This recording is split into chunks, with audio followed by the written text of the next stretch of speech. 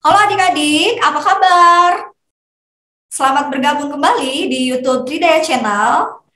Kali ini Kak Wiwin akan menemani kalian belajar dalam mata pelajaran PKN untuk mempersiapkan materi ujian sekolah kelas 6. Selamat menonton ya, jangan lupa like, share, dan subscribe ya.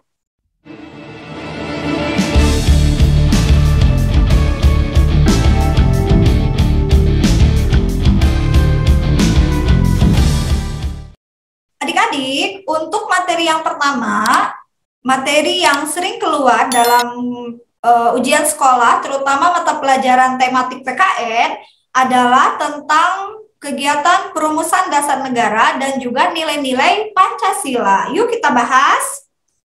Nah, kita bahas terlebih dahulu tentang sejarah atau proses perumusan dasar negara Pancasila.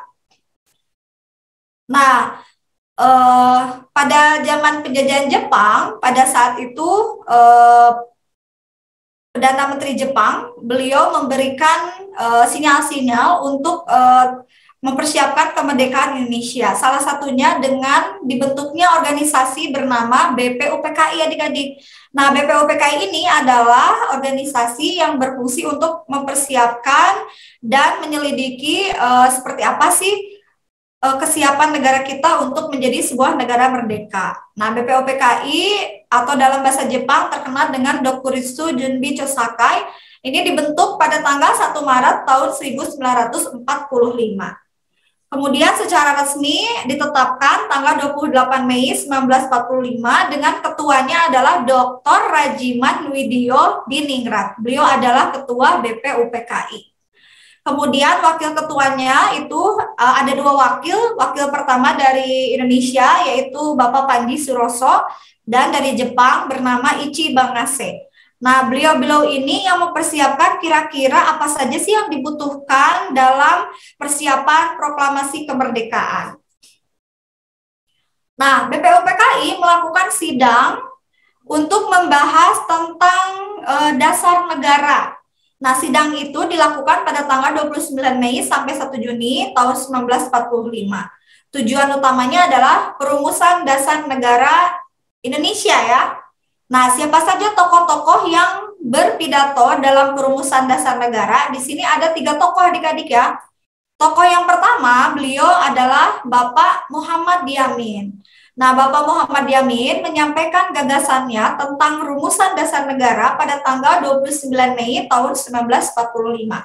Beliau memberikan 5 poin tentang dasar negara Indonesia. Menurut beliau, katanya, negara kita harus berdasarkan pri kebangsaan, pri kemanusiaan, pri ketuhanan, pri kerakyatan, dan kesejahteraan rakyat. Jadi ini adalah poin-poin penting dasar negara yang dikemukakan oleh Bapak Muhammad Yamin. Supaya kalian mudah menghafalkannya, Taiwin kasih trik ya. Jadi di sini semuanya pri kebangsaan, pri kemanusiaan. Nah, di sini kita ambil nih Bang Maturaja. Kita ambil ininya saja adik-adik ya. Nah, pri kebangsaan, pri kemanusiaan, pri ketuhanan, dan pri kerakyatan. Jadi kita ambil Bang Maturaja ya, supaya mudah menghafalkannya. Bang Maturaja itu apa? 1. Pri kebangsaan, 2. Pri kemanusiaan, 3. Pri ketuhanan, 4. Pri kerakyatan, dan 5. Kesejahteraan rakyat. Nah, itulah poin-poin yang disampaikan oleh Bapak Muhammad Yamin. Kemudian tokoh yang kedua yang menyampaikan gagasan dasar negara adalah Bapak Profesor Dr. Supomo. Beliau menyampaikan gagasan berpidato tanggal 31 Mei tahun 1945. Menurut beliau, dasar negara itu meliputi 5 hal. Pertama, persatuan. Kedua, kekeluargaan. Ketiga, keseimbangan lahir batin. Keempat, musyawarah. Dan keadilan rakyat yang kelima. Kunci 3D-nya kalau Taiwin buat ini adalah 1 keluarga, seimbang lahir batin, musyawarah, adilkan rakyat. Jadi supaya mudah menghafalkannya ya. Persatuan, kekeluargaan, keseimbangan lahir batin, musyawarah, dan keadilan rakyat. Kemudian yang terakhir, yaitu Bapak Soekarno. Beliau yang mengemukakan tentang gagasan dasar negara pada tanggal 1 Juni tahun 1945. Bapak Soekarno memberikan 5 poin penting tentang dasar negara Indonesia. Pertama, kebangsaan Indonesia. Kedua, internasional atau kemanusiaan. Ketiga, mufakat atau demokrasi. Keempat, kesejahteraan sosial dan ketuhanan yang Maha Esa. Nah, yang unik dari Bapak Soekarno, beliau memberikan judul gagasan dasar negaranya, beliau kasih namanya Pancasila. Jadi, nama Pancasila ini disampaikan oleh Bapak Soekarno pada tanggal 1 Juni. Nah, setiap tanggal 1 Juni kita peringati sebagai hari lahir Pancasila. Gitu ya adik-adik ya. Jadi sejarah Pancasila dan hari lahir Pancasila. Nah, dari ketiga rumusan yang disampaikan oleh ketiga tokoh tadi, kemudian diramu kembali oleh Panitia 9. Nah, Panitia 9 inilah yang memutuskan menggabungkan ide-ide gagasan Pancasila yang diketuai oleh Bapak Soekarno. Kemudian ada 8 anggota lain nih. Cara ngafalinnya adalah Abi, Ahmad, Muzakir, Suka, Hayam, Wa Agus. Jadi anggotanya ada Maramis, Abi Kusno Cokro Suyoso, Ahmad Subarjo, Abdul Kahar Muzakir, Bapak Soekarno, Muhammad Hatta, Muhammad Yamin, Wahid Hasim, dan Agus Salim. 9 orang inilah yang nanti akan merumuskan, mendiskusikan seperti apa poin-poin yang harus ada dalam dasar negara. Dan Panitia 9 menghasilkan sebuah kesepakatan namanya adalah Piagam Jakarta atau Jakarta Charter. Kapan Piagam Jakarta ini ditetapkan? Yaitu tanggal 22 Juni tahun 1945 ya. Nah, isi dari Piagam Jakarta ini diambil yaitu yang pertama sila ke-1, ketuhanan dengan kewajiban menjalankan syariat Islam bagi pemeluk-pemeluknya. Lalu yang kedua, kemanusiaan yang adil dan beradab. Ketiga, persatuan Indonesia. Keempat, kerakyatan yang dipimpin oleh hikmat kebijaksanaan dalam permusyawaratan perwakilan. Dan yang kelima, keadilan sosial bagi seluruh rakyat Indonesia. Nah, ini adalah Piagam Jakarta yang berisikan dasar negara yang awal, hasil kesepakatan Panitia 9. Kemudian dari hasil ini ada tokoh Indonesia Timur yaitu Maramis yang melakukan kritik, katanya sila ke-1-nya bagaimana kalau diubah karena tidak semua rakyat Indonesia ini beragama Muslim. Nah, usulan ini kemudian diterima oleh Muhammad Hatta dan diubahlah sila pertama dengan ketuhanan yang Maha Esa. Jadi terjadi perubahan sila ke-1 hasil Piagam Jakarta dengan sila ke-1 yang sekarang adik-adik. Jadi yang sekarang diganti menjadi ketuhanan yang Maha Esa. Tapi para pemimpin saat itu tidak konflik ya, jadi mereka menerima perbedaan dan mau mengalah sehingga terjalin persatuan dan kesatuan. Nah, inilah Pancasila yang otentik yang disahkan tanggal 18 Agustus 1945 adik-adik ya, pada sidang PPKI yang ke-1. Jadi sila pertamanya diubah menjadi ketuhanan yang Maha Esa, sila yang lainnya tetap ya, kemanusiaan yang adil dan beradab, persatuan Indonesia, kerakyatan dipimpin oleh hikmat kebijaksanaan, dan keadilan sosial. Nah, nilai perjuangan apa yang dapat kita teladani dari para pemimpin yang melakukan perumusan Pancasila? Pertama, mereka menjunjung tinggi nilai musyawarah. Kedua, kerja keras tanpa pamrih. Kemudian ketiga, menghargai pendapat orang lain. Yang keempat, rela berkorban, mengutamakan persatuan dan kesatuan. Kemudian mufakat dan menghindari kekerasan. Nah, ini yang harus kita teladani dari proses perumusan Pancasila oleh para tokoh-tokoh pemimpin bangsa di zaman dulu ya.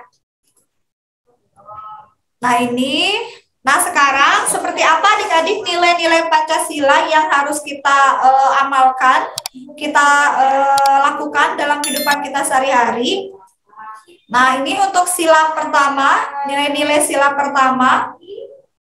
Yang pertama adalah untuk sila pertama, berarti Indonesia mengakui Tuhan adalah pencipta alam. Lalu sila kedua, mengakui adanya persamaan derajat sesama manusia. Sila ketiga, nilainya adalah rasa cinta terhadap tanah air. Sila keempat, ini tentang musyawarah. Dan sila kelima, yaitu tentang keadilan sosial bagi seluruh rakyat Indonesia, ya adik-adik. Nah, untuk ketuhanan yang Maha Esa, pengamalannya atau nilai-nilai dalam kehidupan sehari-hari adalah pertama, percaya adanya Tuhan. Kemudian setiap orang bebas memeluk agama masing-masing dan bebas untuk melakukan ibadah sesuai dengan agama masing-masing. Kemudian kita harus menerapkan toleransi antar umat beragama agar terjalin kerukunan hidup antar sesama umat beragama. Ya, jadi walaupun kita berbeda agama, tapi kita tetap satu karena kita menjunjung Bhinneka Tunggal Ika. Walaupun berbeda-beda, tetap satu. Kemudian kemanusiaan yang adil dan beradab, contoh sikap yang bisa kita terapkan dalam kehidupan sehari-hari adalah pertama, menolong teman, menengok teman yang sakit, dan kita juga bertoleransi antar sesama manusia. Gitu ya adik-adik ya. Sila ketiga, persatuan Indonesia, wujud pengamalannya pertama menjaga persatuan walaupun berbeda suku bangsa, bekerja sama ya, melakukan upacara bendera dengan hikmat baik di sekolah ataupun di lingkungan warga, cinta tanah air, mencintai produk Indonesia, lebih bangga dengan produk Indonesia daripada misalnya produk impor ya, dan menjaga kerukunan atau tidak bertengkar antar teman, yaitu persatuan Indonesia. Kemudian sila keempat ya, kerakyatan yang dipimpin oleh hikmat kebijaksanaan dalam pemusyawaratan perwakilan. Wujudnya adalah musyawarah. Nah, jika ada permasalahan di rumah, di sekolah, di lingkungan warga, diselesaikan dengan cara musyawarah, mengeluarkan pendapat secara bijak, sopan santun ketika menyampaikan pendapat, dan melakukan pemilu atau demokrasi. Jadi ikut serta memberikan hak suara atau hak pilih ketika proses pemilu. Jadi tidak boleh menjadi orang yang golput ya, tidak memilih. Jadi tidak memilih dalam prosesi pemilu.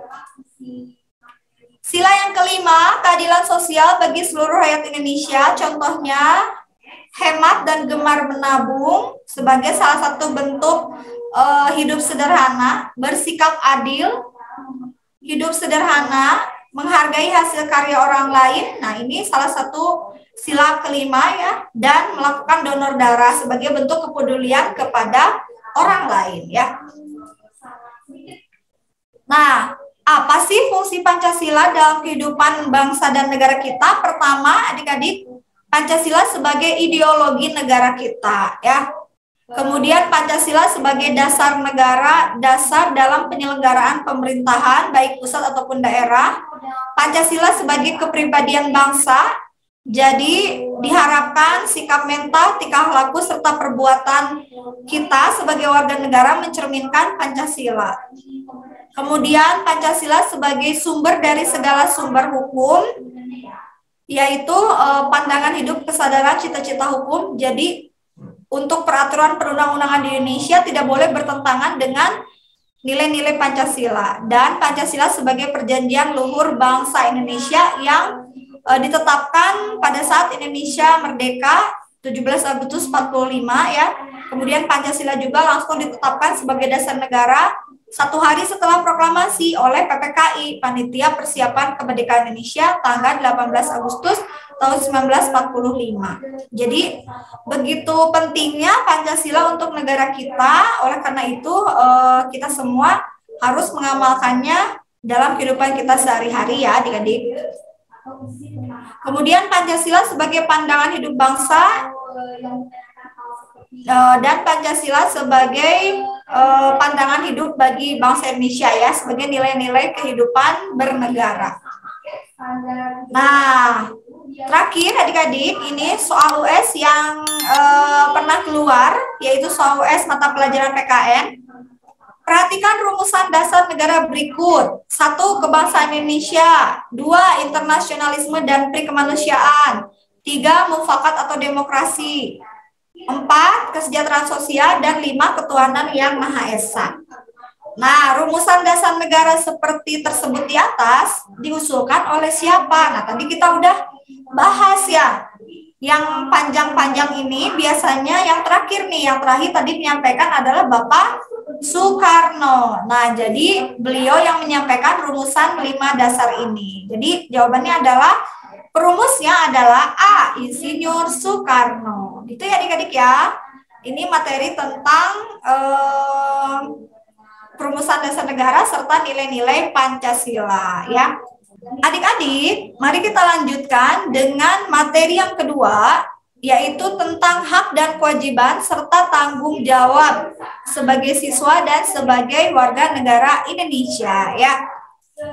Nah, seperti apa sih hak dan kewajiban kita? Kita bahas ya. Pertama, kita kenali dulu apa sih hak itu. Hak adalah sesuatu yang didapatkan atau diterima seseorang jika telah melakukan serangkaian kegiatan. Sesuatu yang harus kita terima atau kita peroleh gitu. Itu adalah hak. Nah, jadi hak itu dimiliki setelah kita melakukan kewajiban, baik di rumah, di sekolah, ataupun di lingkungan masyarakat. Pelaksanaan hak dan kewajiban itu harus dilakukan secara seimbang adik-adik. Jadi kita dahulukan dulu melakukan kewajiban, baru kita akan mendapatkan hak. Jadi pelaksanaannya harus seimbang. Artinya tidak boleh hanya menuntut hak, tetapi kita tidak mau melakukan kewajiban. Jadi harus dua-duanya kita jalankan. Nah, ini adalah contoh hak asasi manusia ya. Macam-macam hak yang dimiliki manusia. Pertama, hak mendapatkan rasa aman di rumah, di sekolah, di luar ya, di luar rumah, di tempat kerja misalnya ya, di tempat les. Hak mendapatkan pekerjaan yang layak. Nah, ini juga setelah kalian dewasa itu punya hak untuk mendapatkan pekerjaan yang layak, dan pemerintah punya kewajiban untuk menampung atau untuk memperluas lapangan pekerjaan. Hak berbicara di depan umum atau hak untuk menyampaikan pendapat. Misalnya kalian sedang bermusyawarah di lingkungan sekolah, kalian boleh menyampaikan pendapat atau hak berbicara di depan umum. Hak mendapatkan pendidikan. Nah, semua warga negara berhak mendapatkan pendidikan ya adik-adik ya. Terutama pendidikan dasar, SD, SMP, SMA. Itu contoh hak. Nah, ini adalah hak-hak anak, baik di rumah, di sekolah, maupun di masyarakat. Kalau di rumah, kalian berhak mendapatkan kasih sayang. Kalian berhak mendapatkan perlindungan dari orang tua, memiliki hak untuk bermain, berhak untuk mendapatkan kesehatan, ya, lalu berhak mendapatkan pendidikan. Nah, ini yang kalian dapatkan di rumah. Kasih sayang, perlindungan, punya hak untuk bermain, mendapatkan kesehatan, dan mendapatkan fasilitas pendidikan. Di sekolah, kalian berhak mendapatkan perlakuan adil dan mendapatkan nilai dari guru, juga perlindungan. Mendapatkan bimbingan dari guru dan pendidikan, adik-adik ya. Berhak meminjam buku di perpustakaan, berhak mempunyai banyak teman, nah, dan berhak menggunakan fasilitas yang ada di sekolah. Ini beberapa hak kalian di sekolah ya, digunakan dengan baik haknya ya. Kemudian hak kalian di lingkungan masyarakat. Mendapatkan pengakuan identitas, misalnya kalian putra-putri dari bapak dan ibunya siapa, jadi ada di kartu anak, biasanya ada di kartu keluarga. Mendapatkan perlindungan dari masyarakat, berhak mendapatkan akses kesehatan, jadi jika sakit mudah mendapatkan pengobatan, fasilitas kesehatan, puskesmas, rumah sakit tersedia dengan baik gitu ya.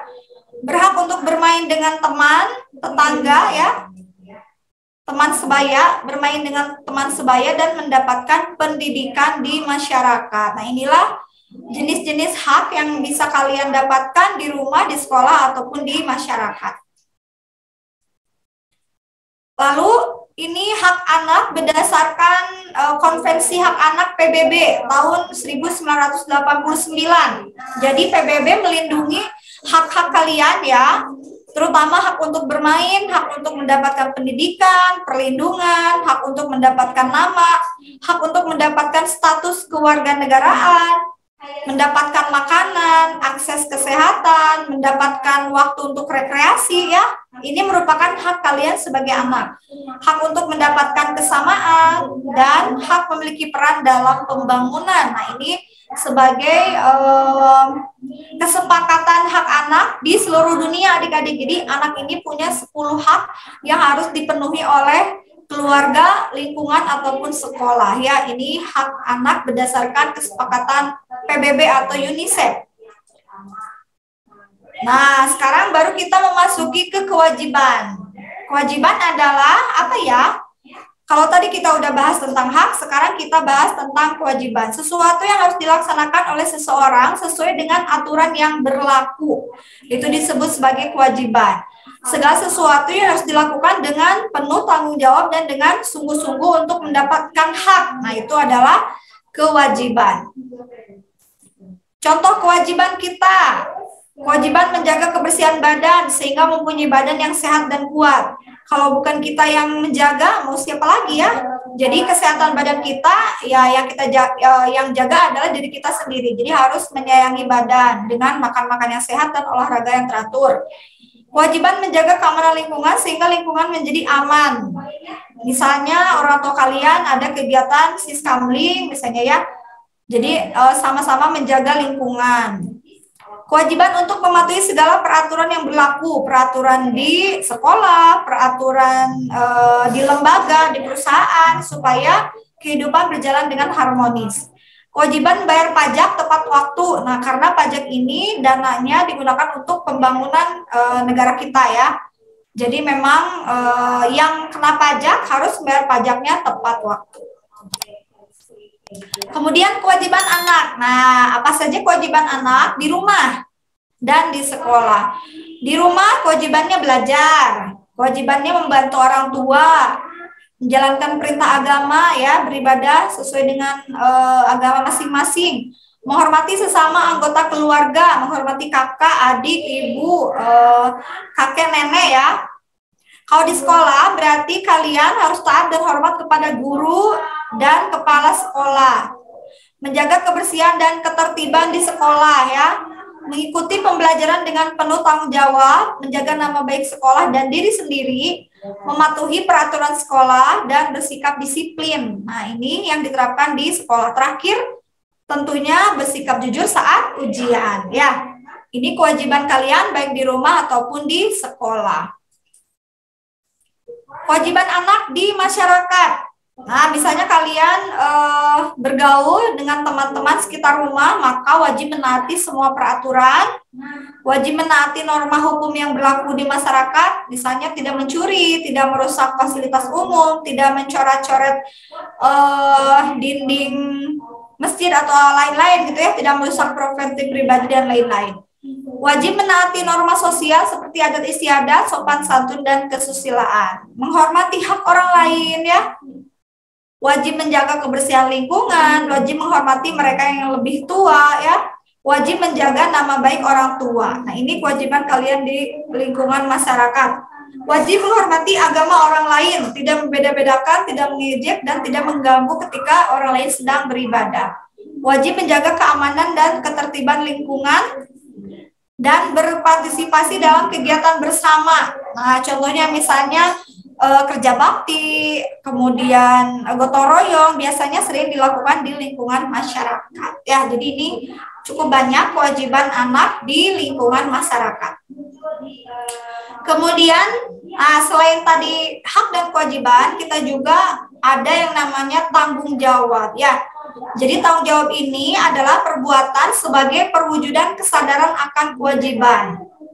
Jadi tanggung jawab merupakan perwujudan kesadaran akan kewajiban. Melaksanakan kewajiban berarti kita telah melaksanakan tanggung jawab. Jadi melakukan kewajiban sudah include, termasuk kita juga melakukan tanggung jawab. Tanggung jawab itu ada beberapa macam. Pertama, tanggung jawab terhadap Tuhan, ya. Tanggung jawab terhadap Tuhan, tanggung jawab terhadap diri kita sendiri dan keluarga, tanggung jawab terhadap masyarakat, dan juga tanggung jawab terhadap bangsa dan negara, ya. Lebih luasnya adalah terhadap bangsa dan negara. Nah, ini contoh soal USPKN mengenai pokok bahasan hak, kewajiban, dan tanggung jawab adik-adik, ya. Yuk kita bahas. Di bawah ini yang merupakan kewajiban anggota warga masyarakat. A. Dipilih menjadi ketua RW, bukan, ya. Menjaga kebersihan lingkungan, betul, ya. Jadi kewajiban anggota warga masyarakat salah satunya yang B, menjaga kebersihan lingkungan. Tadi sudah kita bahas. Mendapat perlindungan itu adalah hak. Mendapat pelayanan kesehatan posyandu itu adalah hak. Dipilih menjadi ketua RW juga hak. Jadi yang merupakan kewajiban anggota warga masyarakat, jawabannya yang B, ya adik-adik, ya. Menjaga kebersihan lingkungan, ya. Nah, demikian materi untuk pokok bahasan hak, kewajiban, dan tanggung jawab. Kita lanjutkan dengan materi yang terakhir, yaitu tentang lembaga. Adik-adik, di materi ketiga ini, Kak Wiwin akan menemani kalian untuk membahas materi tentang lembaga-lembaga negara. Jadi ini berhubungan dengan sistem pemerintahan pusat yang ada di negara kita. Nah, adik-adik, di sini Taiwan ada bagan. Nah, di sini kekuasaan tertinggi di negara kita berada di tangan rakyat, adik-adik, ya. Jadi rakyat ini yang memberikan aspirasi, memberikan masukan, kemudian pemerintah menjalankan Undang-Undang 1945. Nah, undang-undang ini sebagai pedoman adik-adik, ya, pedoman dalam pelaksanaan pemerintahan. Di dalam Undang-Undang Dasar 45, pemerintahan diatur menjadi 3 lembaga. Pertama ada lembaga legislatif, lembaga yang berfungsi menyusun undang-undang dan mengawasi jalannya pemerintahan. Kemudian ada lembaga eksekutif yang berfungsi untuk menjalankan pemerintahan dengan baik. Yudikatif ini untuk mengadili jika terjadi penyimpangan-penyimpangan hukum dari pelaksana pemerintahan. Lalu ada supporting system, yaitu lembaga BPK dan lembaga KPU, gitu, ya. Nah, kita akan bahas satu persatu seperti apa fungsi dari lembaga legislatif, eksekutif, yudikatif. Nah, lembaga negara legislatif adalah lembaga negara yang berfungsi untuk menyusun peraturan perundang-undangan serta mengawasi jalannya pemerintahan. Ada 3 lembaga legislatif di Indonesia, adik-adik, ya. Pertama ada MPR, Majelis Permusyawaratan Rakyat. Yang kedua ada DPR, Dewan Perwakilan Rakyat, dan ada DPD, Dewan Perwakilan Daerah. Ada 3 lembaga legislatif. Lembaga yang pertama adalah lembaga MPR. MPR ini berjumlah sekitar 692 orang, di mana anggota MPR merupakan gabungan dari anggota DPD dan anggota DPR. Anggota DPD adalah perwakilan dari setiap provinsi. Setiap provinsi mengirimkan 4 wakil yang akan duduk menjadi anggota DPD. Jadi ditotalkan semuanya anggota DPD ditambah DPR adalah 692 orang. Nah, siapakah calon anggota DPR? Anggota DPR ini diusulkan oleh partai politik. Karena di Indonesia ini banyak partai politik, jadi nanti akan bersaing ketat dalam pemilihan umum, ya, dalam pesta demokrasi. Nah, siapa sih ketua MPR saat ini tahun 2019-2024? Beliau adalah Bapak Bambang Susatyo sebagai ketua MPR periode sekarang. Nah, tugas MPR berdasarkan Undang-Undang Dasar 1945, pertama, mengubah dan menetapkan Undang-Undang Dasar. Jadi MPR yang boleh mengamandemen UUD 45 berdasarkan pasal 1 ayat 1, pasal 3 ayat 1, ya. Lalu MPR melantik presiden dan atau wakil presiden, pasal 3 ayat 2. Jadi kalau misalnya presiden sudah dipilih melalui pilpres, lalu menang, nah nanti yang menetapkannya adalah MPR, melantik dan menetapkan beliau menjadi presiden dan wakil presiden adalah MPR. Kemudian yang ketiga, memberhentikan presiden atau wakil presiden dalam masa jabatannya menurut Undang-Undang Dasar. Jika terjadi sesuatu, presiden dan wakil presiden misalnya melakukan penyimpangan, melakukan korupsi, melakukan tindakan yang merugikan negara, MPR boleh memberhentikan presiden atau wakil presiden yang memang bersalah, terbukti bersalah. Jadi MPR memiliki 3 tugas adik-adik, mengubah dan menetapkan Undang-Undang Dasar 45, melantik presiden dan wakil presiden, dan juga memberhentikan presiden dan wakil presiden dalam masa jabatannya jika terbukti melanggar peraturan. Lalu, lembaga yang kedua yang merupakan lembaga legislatif adalah DPR, Dewan Perwakilan Rakyat. Dewan Perwakilan Rakyat ini anggotanya berasal dari partai politik yang ikut serta dalam proses pemilu legislatif. Mungkin kalian pernah dengar caleg, calon legislatif, misalnya dari partai A, partai B, mengirimkan wakil-wakilnya lalu dipilih dalam pemilu. Nah, jika lolos, suaranya terpenuhi sesuai kuota, maka dia akan masuk menjadi anggota DPR RI ya. Nah, adik-adik, lembaga legislatif ini memiliki 3 fungsi utama. Pertama, fungsi legislasi, yaitu berkaitan dengan pembentukan undang-undang. Fungsi legislasi berkaitan dengan pembentukan undang-undang. Lalu yang kedua, fungsi anggaran. Jadi DPR ini memiliki tugas untuk menyusun APBN, anggaran pendapatan belanja negara, bersama-sama dengan presiden. Dan yang ketiga adalah fungsi pengawasan, yaitu melakukan pengawasan terhadap kinerja pemerintah, yaitu presiden dan para menteri-menteri. Nah, ini fungsinya adik-adik ya. 3 fungsi utama DPR, 1 fungsi legislasi, 2 fungsi anggaran, dan yang ketiga fungsi pengawasan. Nah, ketua DPR saat ini bernama Ibu Puan Maharani. Nah, beliau sebagai ketua DPR periode 2019 sampai 2024. Hak-hak DPR cukup banyak adik-adik. Pertama, hak interpelasi, hak untuk meminta keterangan kepada presiden. Hak angket, hak untuk mengadakan penyelidikan atas suatu kebijakan presiden. Hak menyampaikan pendapat, hak mengajukan pertanyaan, hak imunitas, hak mengajukan rancangan undang-undang atau RUU, hak amandemen, dan hak budget. Nah, ini hak-hak yang dimiliki oleh DPR, Dewan Perwakilan Rakyat. Lembaga legislatif yang ketiga adalah DPD. Nah, DPD ini merupakan wakil-wakil dari setiap provinsi yang berjumlah 4 orang setiap provinsi adik-adik ya. Nah, anggota DPD ini tugasnya mengajukan rancangan undang-undang tentang otonomi daerah kepada DPR. Jadi tentang pemekaran provinsi, tentang usulan-usulan untuk kemajuan di daerah, di provinsi. Nah, ini tugas dari DPD.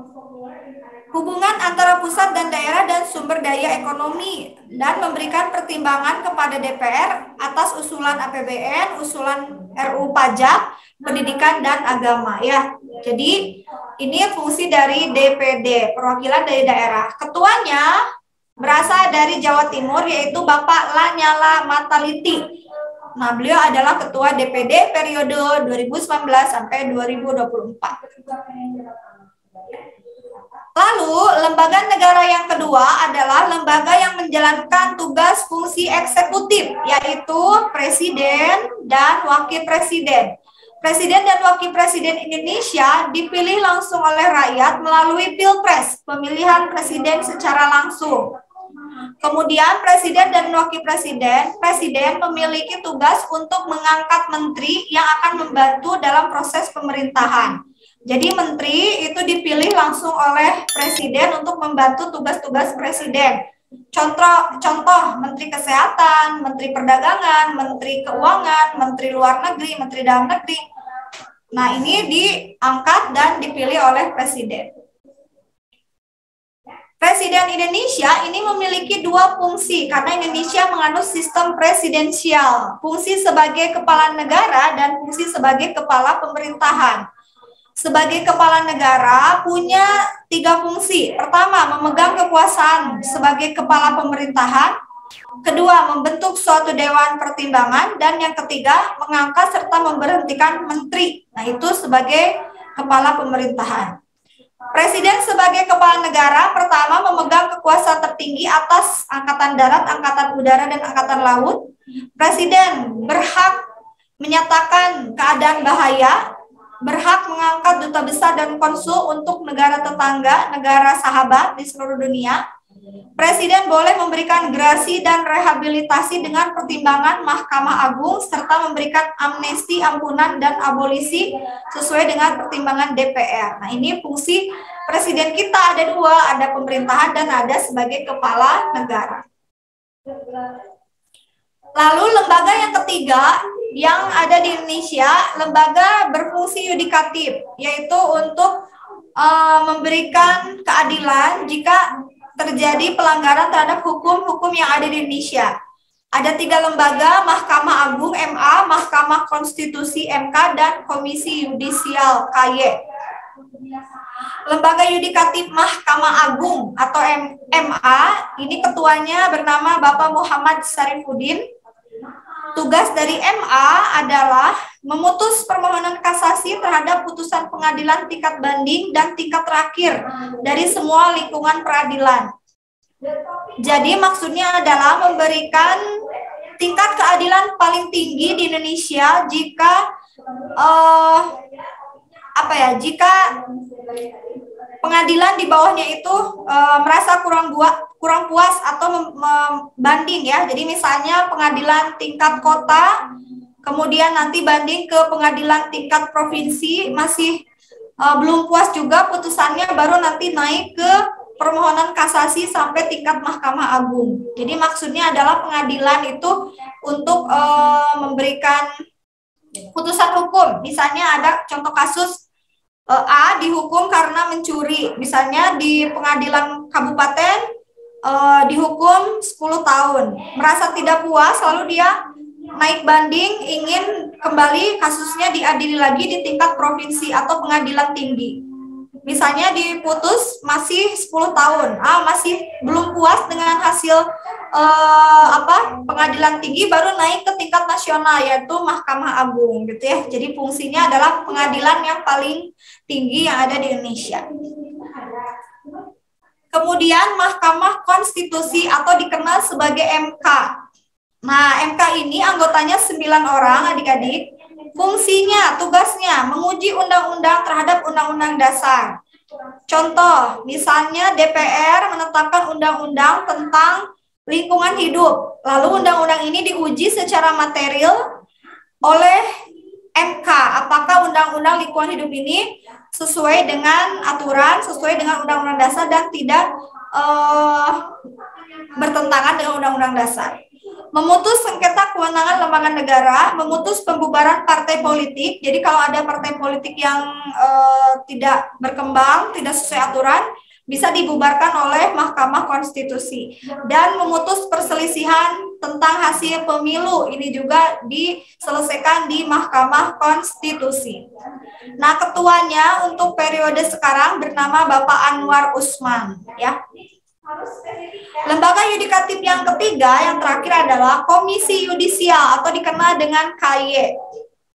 Beranggotakan 7 orang yang diangkat oleh Presiden atas persetujuan DPR. Jadi ini berisi anggotanya adalah para hakim agung. Tujuannya adalah untuk mengusulkan pengangkatan para hakim agung yang ada di MA ataupun di MK. Ketuanya saat ini adalah Bapak Mukti Fajar Nur Dewata. Beliau sebagai Ketua Komisi Yudisial. Nah, yang lembaga support system yang membantu dalam jalannya pemerintahan, dan ini sangat penting bagi negara kita, adalah Badan Pemeriksa Keuangan atau disingkat BPK. Nah, Badan Pemeriksa Keuangan ini dipilih oleh DPR dengan pertimbangan dari DPD, adik-adik ya. Kemudian tugasnya apa? Tugasnya memeriksa pengelolaan keuangan negara, baik tingkat kabupaten, kota, provinsi, ataupun tingkat nasional. Memeriksa pelaksanaan APBN. Jadi nanti BPK ini akan menilai laporan-laporan keuangan yang dibuat oleh pemerintah daerah dan pemerintah pusat. Jika terjadi hal-hal yang mark up atau misalnya kecurangan-kecurangan dalam penggunaan anggaran, itu akan terdeteksi dan akan diusut. Nah, mungkin nanti akan berhubungan dengan KPK. Tapi kalau misalnya laporan keuangannya wajar, tanpa pengecualian, tidak terjadi penyelewengan dana, ini hasil laporannya akan diserahkan kepada DPR, DPD, dan DPRD. Jadi BPK ini sebagai evaluator atau pengawasan dalam hal penggunaan keuangan negara. Jika uang negara digunakan untuk hal-hal yang kepentingan pribadi dari bupati, gubernur, atau dari menteri, ini akan ketahuan dan akan dilaporkan kepada KPK. Nah, jadi fungsi dari BPK sangat penting dalam menyelamatkan keuangan negara Indonesia. Ketuanya saat ini adalah Bapak Agung Firman Sampurna. Lalu ada KPU, Komisi Pemilihan Umum. KPU juga ini sangat berperan penting dalam proses demokrasi di Indonesia, karena KPU ini yang berfungsi mempersiapkan pemilu dari awal sampai akhir. Pemilu adalah proses pemilihan pemimpin di Indonesia yang terjadi setiap 5 tahun sekali. Jadi fungsi KPU ini merencanakan dan mempersiapkan pemilu, menerima, meneliti, dan menetapkan partai politik yang berhak menjadi peserta pemilu, menetapkan jumlah kursi anggota DPR, DPRD 1 dan DPRD 2, menetapkan keseluruhan hasil pemilu di Indonesia, dan memimpin tahapan kegiatan pemilu dari awal sampai akhir.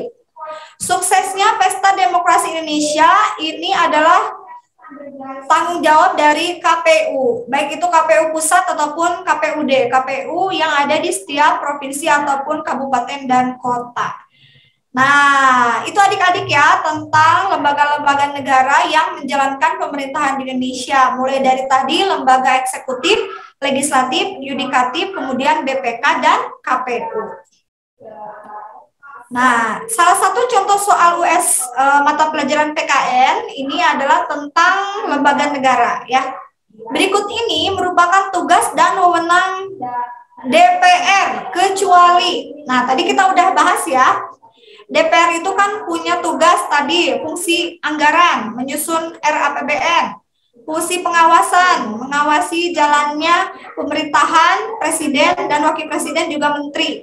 Dan berfungsi untuk menyusun undang-undang ya. Nah, di sini mana yang bukan memilih anggota BPK dengan memperhatikan pertimbangan DPD? Oke, benar ya. Membahas dan menyetujui undang-undang bersama presiden. Ya, berarti ini fungsi membuat undang-undang, memilih anggota Mahkamah Agung sesuai dengan usulan Komisi Yudisial. Oke, benar. Jadi yang bukan tugas dari DPR adalah memutus pembubaran sebuah partai politik, karena ini fungsi dari Mahkamah Konstitusi. Jadi jawabannya D, adik-adik, memutus pembubaran sebuah partai politik ya. Oke. Nah, demikianlah penyampaian beberapa materi US untuk kelas 6. Semoga bermanfaat ya adik-adik ya materinya. Tetap semangat belajar. Mau belajar, ingat Tridaya. Assalamualaikum warahmatullahi wabarakatuh.